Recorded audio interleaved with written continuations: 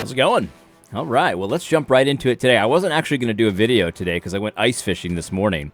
The guy next to me, we were talking, and one of his flags goes up. He catches a 30-inch pike, and man, it's awesome, totally awesome. I was catching these little dinky yellow perch, but he gave me some advice. He said, keep the yellow perch because you can use that kind of bait as bait for the bigger fish. So that's what I did, and hopefully next time I go out, I'll get a big boy. But in any case, I wanted to do a quick video because I noticed my boy Woke Preacher Clips got a shout out from the Gospel Coalition. Good for you, brother. Good for you. I mean, your channel has been under the radar for way too long, and I'm glad you're getting some serious recognition. You've actually been cited by quite a few news outlets, and here's Gospel Coalition giving you a shout out. Now, this is an article by Trevin Wax, and he basically makes the case that gotcha sermon clips are bad for the church. Now, he can't really say that blanket because, they do the gotcha sermon thing too. They want to talk about how Martin Luther was the worst person in the world because, he was an anti-Semite, whatever, and stuff like that. So he makes a nuanced case for it. But in the end, he says that, Woke Preacher Clips, the existence of his channel is bad for the church because, it kind of gets the tribes to be against each other. And, these are the woke tribe, these are the fundamentalist tribe, and stuff like that, as if there's some kind of an even Stevens there. I mean, fundamentalism, biblical fundamentalism is good, and there's no such thing as biblical wokeness, so that's bad. But whatever.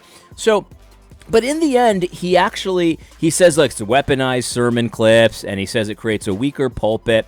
And here is the main point of this. He asks, who does it edify, right? To put these gotcha sort of like when somebody says something really stupid about, whiteness or blackness or, we gotta have some room, some space for the wokeness. And they say stupid stuff about the vaccine, whatever it is, right?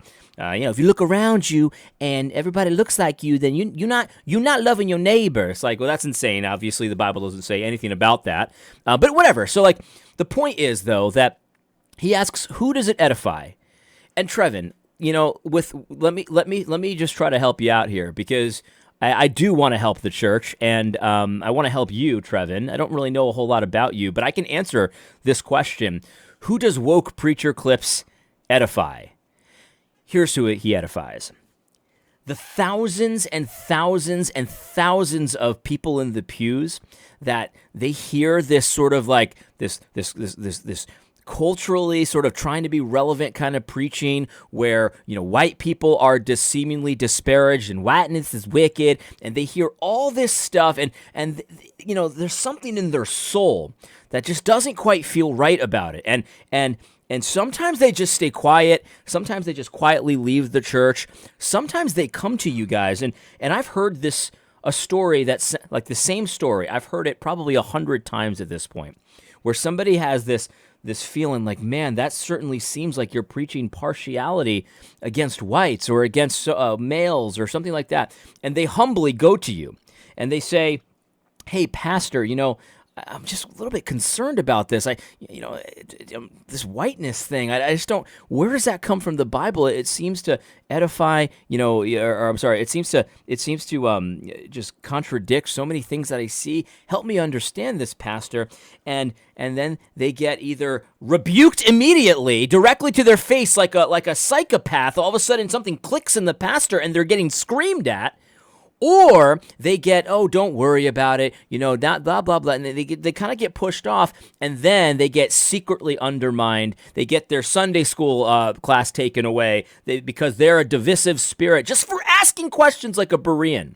Like, that's who this edifies, because those people walk away and they're so discouraged, and they reach out to people like me and they say, hey, what's going on here? Like, what is this? And I've heard this story like 100 times at this point, where somebody goes to you with humility and just asking questions, and they get rebuked or they get secretly undermined in a passive aggressive way. You're divisive for even questioning the Lord's anointed. And those people walk away and they feel like they've gone crazy. They feel like they don't understand anything. Do they even know Christ at this point? They feel like they're just discombobulated. And I've had hundreds of people that said the same thing to me. I went to my pastor, he freaked out on me, and I feel like I've gone crazy. That's who it edifies, Trevin. That's who it edifies, because they realize that they haven't gone crazy. They realize that they haven't gone crazy, but that there are legions of pastors that for some reason have decided to embrace this woke church lie from the pit of hell. And it certainly seems to us like they've done it in order to win some kind of favor with the pagans, almost like a seeker-sensitive type thing, or some kind of thing. They feel like they've gone crazy when they see Matt Chandler disparage Christians in front of Vice.com. And then when they go to you with humility, they get brushed off, but then they see woke preacher clips out there.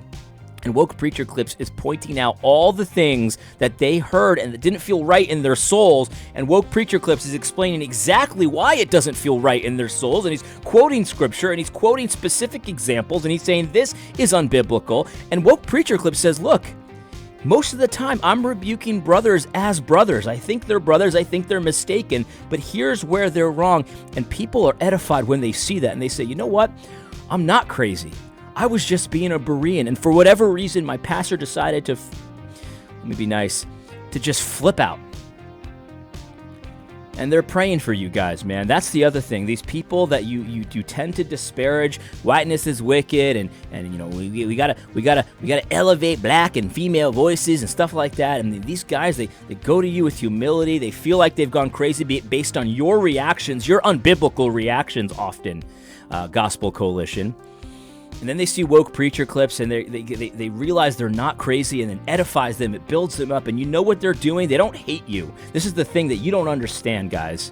They don't hate Matt Chandler. They don't hate Russell Moore. They don't hate these guys. They're praying for you to see the error of your ways, to see how you're hurting the very church that you claim to love. They're praying for you. That's what woke preacher clips' audience does. That's what woke preacher clips does when he puts the gotcha sermons out there. It edifies these people that you've just discarded for whatever reason. But they still love Christ. They still love the church. And quite frankly, they still love you. And they're praying for you. So, Trevin, I hope that helps. So the next time you want to write a smarmy little article about whatever, and how I just don't understand how these uninitiated, unwashed people have this is bad for the church, think about what you've done that's bad for the church. And think about why in the world would somebody reach out to a nobody on YouTube to say, hey, man, does this sound right to you? And stuff like that, because they're not getting fed where they're at. They're getting brushed off, and they're getting just rejected. Like as if they're some kind of evil villain. Just because they're white and they don't like when their pastor disparages white people. Think about what yourself has done, what you've done that's bad for the church, before you start going out there and starting to ridicule woke preacher clips who is edifying many of the same saints that you so callously just say, get out of here. Anyway, I hope you found this video helpful. God bless.